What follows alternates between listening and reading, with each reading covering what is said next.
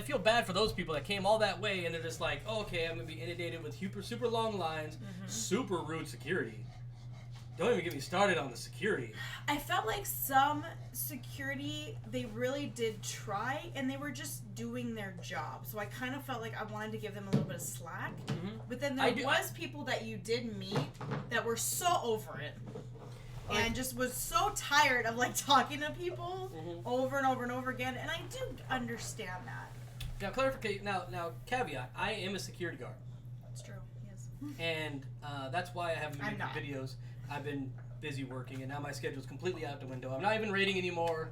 I have become the most casual of casuals. I'm more casual than you. Yeah, I'm almost Nichole level now. No, never. You'll never be as casual. And I get like, okay, you need to maintain the flow of traffic. You need to keep things moving. You need to keep the lanes clear for fire hazards and stuff like that. But what would happen is you would go and you would want to go into a line, and like say you want to try the new classic. We demo. tried for 2 days to get that mystery box. We tried to get the mystery box, any line, and they came pre-prepared with these signs to say the line is capped for this experience. And but it shouldn't have been. So, okay, you don't want the halls crowded, and you're trying to keep lane traffic. Fire hazards. Fire hazard, but they were so grotesquely ill prepared. Yeah, they were. For like, if I go to Disneyland and the ride, first of all, the lines don't get full. But if the line was full for Haunted Mansion or but whatever, you almost have to expect that going to Disneyland. If the like, line is gonna full, be awful. they provide places for you to line up. Yes, because it doesn't matter how long the line gets, they provide that place for you. They are used to that life. So at this Blizzcon, since this is the first time they've implemented these line cap things that I can remember, it is true. They were like, okay, you got to leave. And so people are standing by, hoping that they can get inside the line. And you should show them the picture you took. Oh, yeah. I'll have to figure that out. But yeah, so you if you've been on my Discord, you'll see I posted that sign for and they were telling you got to leave. And so they're like, oh, come back in 2 hours. And so people are standing around, and so like, a specific example, we go in for the mystery box line, and the line is kept. And so we go across the hall, line up against the wall, where people are waiting for their turn to be able to get in line. And the guard comes over and says, you can't stand here. Right. You got to be up against the wall. So we get against the wall. A different security guard comes up and says, unless you're in furniture. So then everybody is moving from like chair to chair. I agree it was ridiculous and it was a little bit juvenile. But at the end of the day, if you come back in like an hour, you're still not going to get in.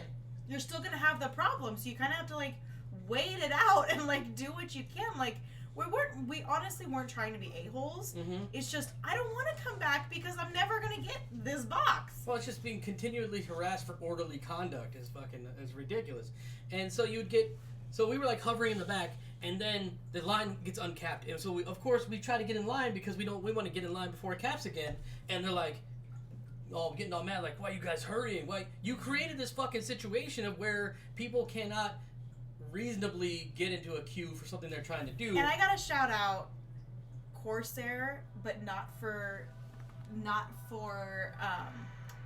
a good thing, because Corsair, whoever lady was at that line, like, no, because she was so trying to prevent like a stampede, and that's exactly what she encouraged when she opened that line, because everyone was like hovering and then kind of like shot in. So pretext. So we're in line. We're at a different line now, and the line gets capped right when we get there. The security guard comes over and tells her that the line is capped and you can't accept any more people. And so we are opposite the. What was it? The Warcraft Arena? I think we were opposite the Warcraft Arena stage, and so yeah, and so we're standing away watching the line, and every few seconds she lets somebody else in, so they're rewarding people who are crowding nearby and not listening. We're standing aside trying to be good BlizzCon attendees, listening to the nice words of the people, and they're telling us you can't stand here when not even like And 3 like, feet away from us, people are milling around to watch the arena. So it's not like there weren't already people standing around. And I hate to be all like 3 years old about it and be like, that's not fair. But it isn't. It's like, we've been waiting here for 20 minutes. They just walked up and you're allowing them to come? Like, I don't understand that. Yeah, it was... Get it together, of course. I was already pissed. Like, I work a night shift, and I had to power nap to try to get to BlizzCon. And when I'm tired, I'm a cranky boy. It's true. And I'm already fucking cranky as shit because I'm tired and I'm sleepy and I just want to get on the fucking Corsair thing. And these motherfuckers have no rhymes or reason.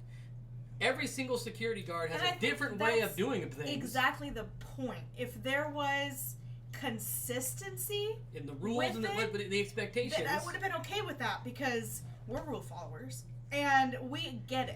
But there was no good boys and girls. Yeah. We are. But like there is no consistency to it. So how do you know what to do? And I sincerely hope, and I know this is a weird thing to hope, but I hope that this goes down as one of the worst BlizzCons ever. So that and his first year as being president, it's not going to look good. Yeah, because that if this is the worst it can get, that it can only go up from here. Because it almost ruined my whole BlizzCon experience. Like I was fucking pissed off the entire time. And I don't go to BlizzCon to be pissed off. And the first thing you have to do is just stop that third day of ticket sales. It's too much. Blizzard, it's too much. Like, now you're already making enough money. Well, so people are saying that they were just Blizzard being greedy and trying to get as much money from people as they can. And I might be the unpopular minority in this opinion here, but I do believe that BlizzCon, for the most part, if Blizzard never had BlizzCon, they're still $1 billion company. Yes. Yes, they do make a lot of money off BlizzCon. True. And most of it's around the hype and the announcements and the things that go down at BlizzCon, not so much the actual event. Because yes, while they're making killing money, at the end of the day, it's not as much as the hype is. But they don't even have to hold BlizzCon. They can do it at E3. They can do it, anywhere else and still make the same amount of money. BlizzCon, I think, really when they open it up to, they genuinely want as many people to experience BlizzCon as they can. But somebody majorly fucked up when it said how many people. They got greedy this year. How many people? Just not cool. Too many people. And way too many fucking people. Yeah. The cosplay was really cool. Well, no, it always is, usually. I mean... Oh, that was cool. Yeah. When then Nichole, of course, wanted cereal. So we went over to the Overwatch stage. Dreams crushed. And we couldn't get a certificate. And so we never got the cereal. But long story short, we spent like fucking 4 hours trying to get the cereal. But I shall have it next month because I'll just have to go buy it. And she's going to go buy the cereal. Because now it's just, the hype is there. And it better be good. So, generally speaking...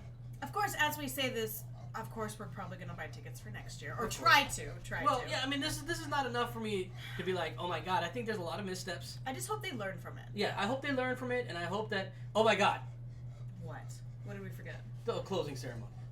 The final act. How could I forget the three... So... No offense to anyone who likes these people. I'm sure they're great. But, okay, Train. I never even heard of them. The DJ guy who played Holdor in Game of Thrones. I forget his name. Kurt? I don't even want to butcher your name, dude. Sorry. The only reason people are there is because you're from Game of Thrones. Well, no offense. He's a DJ before that. So some people are, but I think most people know about him first as a guy from Game of Thrones, and then second as the violin lady, which we watched some of her stuff. Lindsay Sterling. Which she's very talented, absolutely, but it's not really BlizzCon like energy. Now, so like, I mean, you go from Muse to this. Now, ouch. Now a lot of people saying that Blizzard has been disconnected to their audience, and I would agree and disagree, and because Blizzard.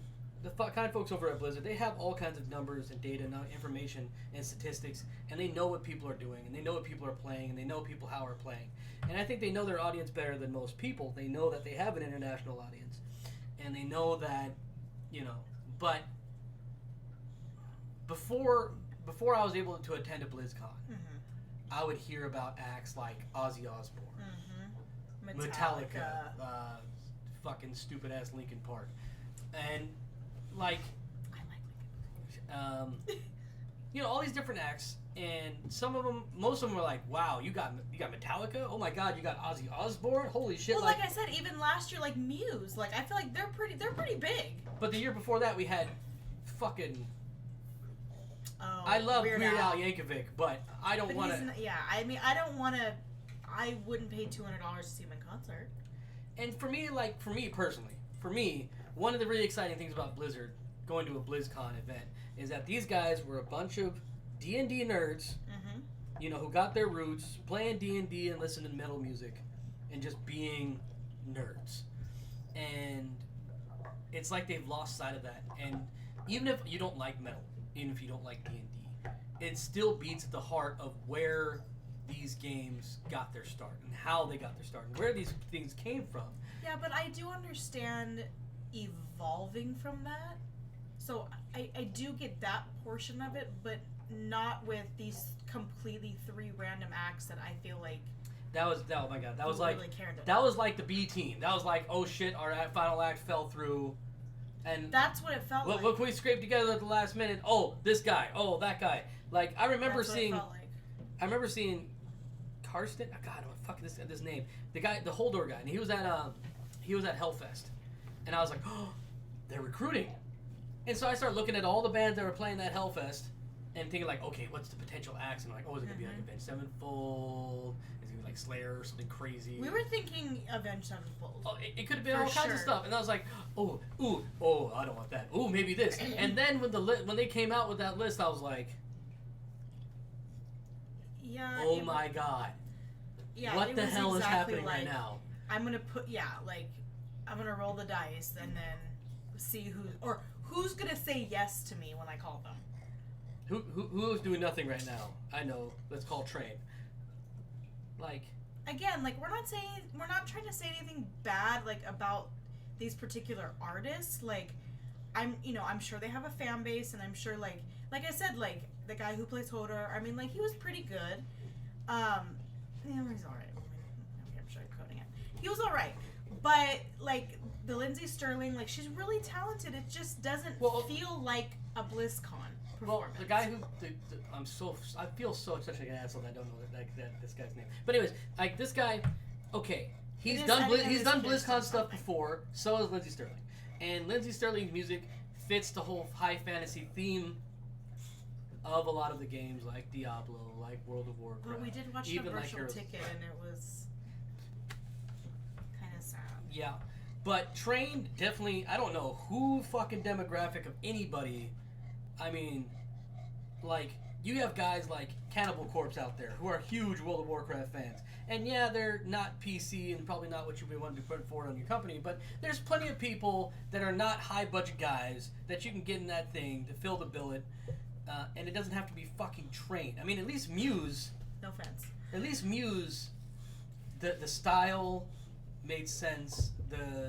He did that whole singing to the mask of... Oh yeah. Of that was fun.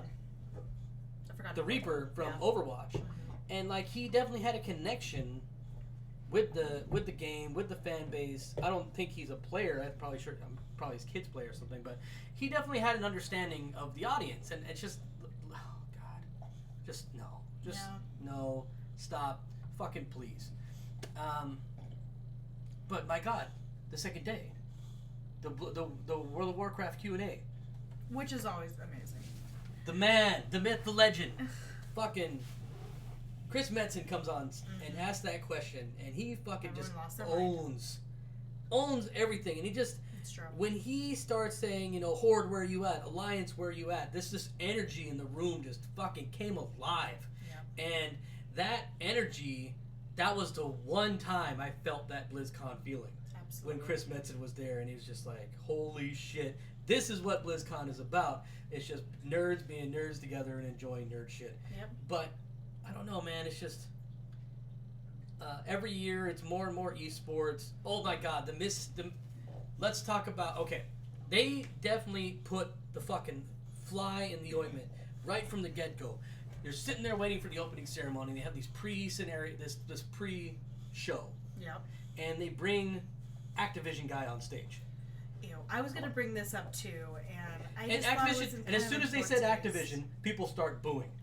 People, I don't think there's a lot of people hear about this, but somebody from Activision came up and he started talking about Destiny 2, and people started booing.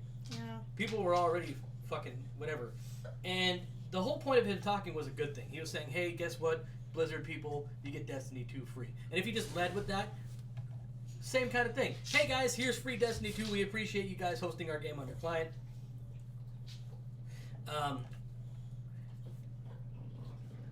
Destiny Boom, here's 2, Destiny. yeah. And then you can talk about Destiny all day because, people are not like, "Oh my god, why is Activision here?" And that was the first, nasty fart smell in the room. Like, boom, let's bring up the fact that we're affiliated with Activision. Activision's presence was already setting the stage. Yeah. And then you go through just lackluster, here's the announcement. The World of Warcraft Classic gets announced on this day.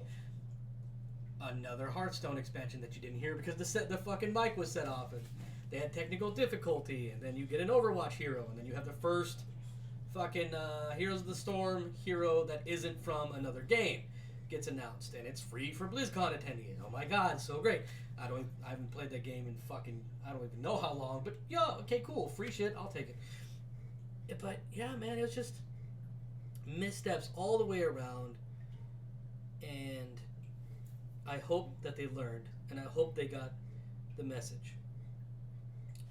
You want to go cell phone games? It's fine, but remember your audience. Remember who your fans are.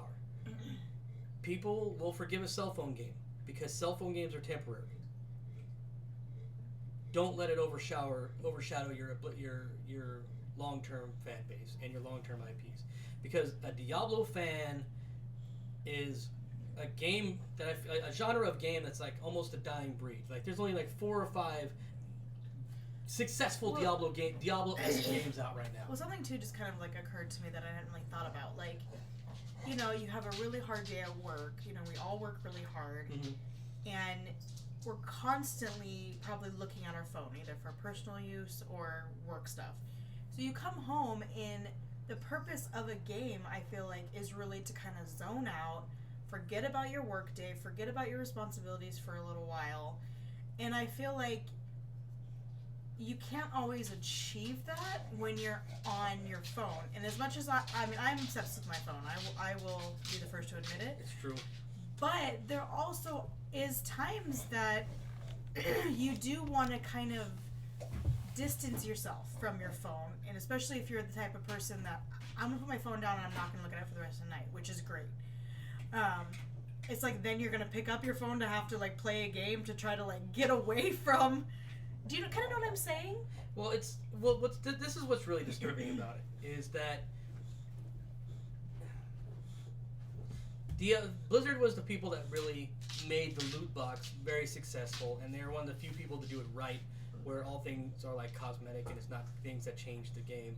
And so if you buy a loot box, all you're gonna do is get a cosmetic skin or whatever. But the cell phone market is a predatory market of people who can't control themselves and will spend all their money on these loot boxes and all these other things, where a lot of countries are starting to declare loot boxes gambling and making it illegal in those countries.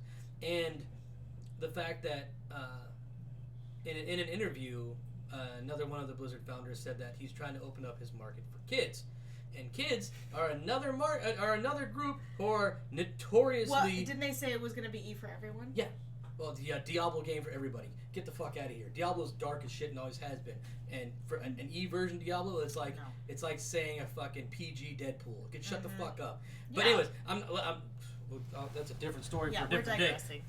But it's such a predatory market for kids and people that can't control themselves. And it's you don't want to see one of your favorite games or a game or anything that you remember fondly being hoarded out. It's like when I see Disney just whoring out their product and their IPs for something that was beloved as a child. So I see Pinocchio, and I see that mishandled and just monetized to death for financial gain and disrespecting the memory and the experience and the art that was the movie. Yeah, I'm just like, I'm not a sentimental person, so that doesn't bother me too much, I guess. And I'm not as mad about like the pay to play games as you are, because I guess I feel like if you don't want to pay, don't pay. I do think it sucks though, like when you feel like I can't advance unless I pay. Yeah, then it's okay. That's what a lot of these games are like. Then that sucks. But I also feel like you have a choice. Like if you have that big of a problem with it, don't play it. Yeah. Just like with anything. You know? Yeah. Yeah. True. But no, it's I don't know. It's just for me, it's just sad to see something like that. Just it feels like it's being hoarded out. And I know in the past, that might not even be their intention.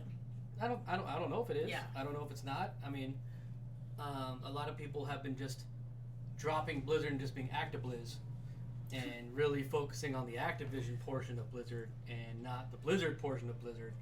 And it's like you don't want to. Well, personally, some people love the fucking hate train. I don't want to jump on the hate train. I want to give them the benefit of doubt and just wait it out. But it's when you go to a BlizzCon like that, and you hear all the people saying that they've lost connection with their audience, and then you see it firsthand, just so many missteps, and maybe they have. Maybe they have. I don't know. Don't like being a negative Nancy, but whatever. Yeah. Now, how are you feeling about this current World of Warcraft expansion? I think it's fine. Think it's fun? But I sometimes feel like... Battle for Azeroth. I sometimes feel like I can't really say, because I am a very casual player and I don't really look into the story very much or the lore very much. But for me, even just from like a visual standpoint, I think it's awesome. And I do like it. I do enjoy it. I enjoy it a lot more than I enjoyed Legion. I'll be honest. But I have issues with Suramar. I don't get it. I don't get it. I just don't like Suramar. Because you're a savage. But I don't know. Like this, I know Ian Hatzakostas went on record saying that he felt like they released too much too quickly, and I think personally I feel like they pulled back on that leash way too much. Like that leash was yanked back hard, because I'm not raiding anymore. Because of my work schedule, I can't hang out with my online buddies, and I can't do like Mythic Plus or any of the smaller group content, and that kind of stuff. But God, I have leveled so many characters because I don't have shit else to do. And like I fucking like okay, and leveling is awful. It's like I can do LFR because said no one ever. That's fun. I love LFR. That so much. Yeah, said no one ever. Heroic dungeons don't give you anything. Island expeditions are great for maybe the first or two times that you do it, and then after that it's like the Warfront is great for getting a piece of 370 gear, but outside of that and like quick leveling a capped character, but outside of that it's like yay. But you also have to wait for the Warfronts. Yeah, you got a 3-week rotation period for Warfronts, and then we have the next expansion, and Nichole wants me to hurry up, but. I just want to say that I'm not super excited. I mean, we have at least 4 weeks before Azshara comes about. And one of the biggest things that I've been saying since the beginning of this expansion, when I'm talking with my friends and I'm talking with Nathan and I'm talking with people, is like, where's our playground? In Warlords of Draenor, you had Tanan Jungle, you had that one zone, Legion, you had Suramar, even Mist of Pandaria had the Veil of Eternal Blossoms, where you had your max level playground. I love Mist of Pandaria. It's beautiful. But we don't have a playground except for the enemy zone, and that got old quick. And so I don't have anything as a stupid non-Mythic Plus, non-rating individual for me to do. And I just capped my 6th, 7th character. Too much. Yeah, 2 minutes. I just want to play the game, but I don't have anything to do. You can't even keep up with yourself. So yeah, we got one more raid coming. We got one more Warfront coming, but it doesn't really add a whole lot for a simple, basic bitch like myself to do. Oh yeah, I get to contribute to another Warfront. Oh man, I can't wait to queue for another LFR whenever I can get my hands on that. Because I'm not about to fucking start the whole pugging life. But pug life, fuck that shit too. I'd rather just not than do pug life, to be honest with you. I'd just rather just fuck it. Unless of course you have a real pug, then that's a good pug life. But we don't have. We just have a. We have a bulldog. Yeah, that's it. Yeah. We don't have a pug. So yeah, I'm not super excited about that, but yeah. Hope you liked the video. Good seeing you guys again. Good to see Nichole on camera for once. Hope you're having a good night. Hope you're having a good time. Winnie, what are you choking on? Okay. And yeah. See you next time. If there is a next time.